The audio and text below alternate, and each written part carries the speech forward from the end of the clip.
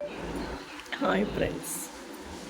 விஜய் வேட்புமனு தாக்கல் செய்ய போகும்போது பொண்டாட்டிக்கு கொடுத்த காசு கணக்கு கடன் கொடுத்துன்னு எழுதி வச்சுருக்காராம், பையனுக்கு கொடுக்கறது எழுதி வச்சுருக்காராம், அப்புறம் அம்மாவுக்கு கொடுத்தது எழுதி வச்சுருக்காராம், அப்பாவுக்கு கொடுத்தது எழுதி வச்சுருக்காராம்.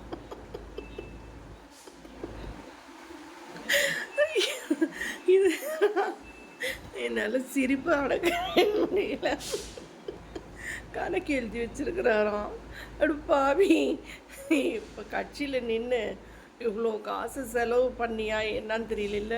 அங்கே நின்றவங்க அந்த கூட இருந்தவங்கக்கிட்டலாம் பிடுங்கி செஞ்சியா என்னன்னு தெரியல. அப்பா அம்மாவுக்கு கொடுத்த காசையும் பிள்ளைக்கு பொண்டாட்டிக்கு கொடுத்த காசையுமே நீ கணக்கு பார்க்குறன்னா, நீ வந்தினா மக்களுக்கு நீ என்ன செய்வ? ஒன்றொன்னையும் கணக்கு பார்க்க மாட்டேன். இன்னொரு விஷயம், மக்கள் பணத்தை யாரும் தொடக்கூடாது அப்படின்னு ப்ராமிஸ் வாங்குறாரு. மக்கள் கொடுக்குற வரி பணத்தில் தான் இந்த நாடே ரன் ஆகுதுன்றது கூட அவருக்கு தெரியாது. முடியலைங்க, பொம்பளைங்க அடிச்சுக்கிட்டு விழுதுங்க.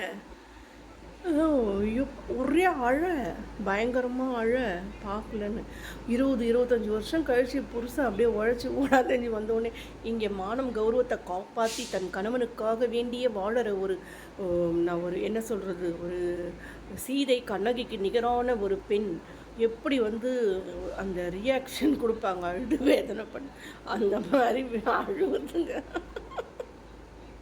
நிஜமாக சொல்கிறேங்க. என்னமோ எனக்கு இது காமெடி ஆச்சுங்க. இது பயங்கர காமெடி ஆச்சு. வந்தால் காமெடி ஆச்சு, வரலன்னா தப்பிச்சிக்கணும், அவ்வளோதான். அது ஒன்று சொல்ல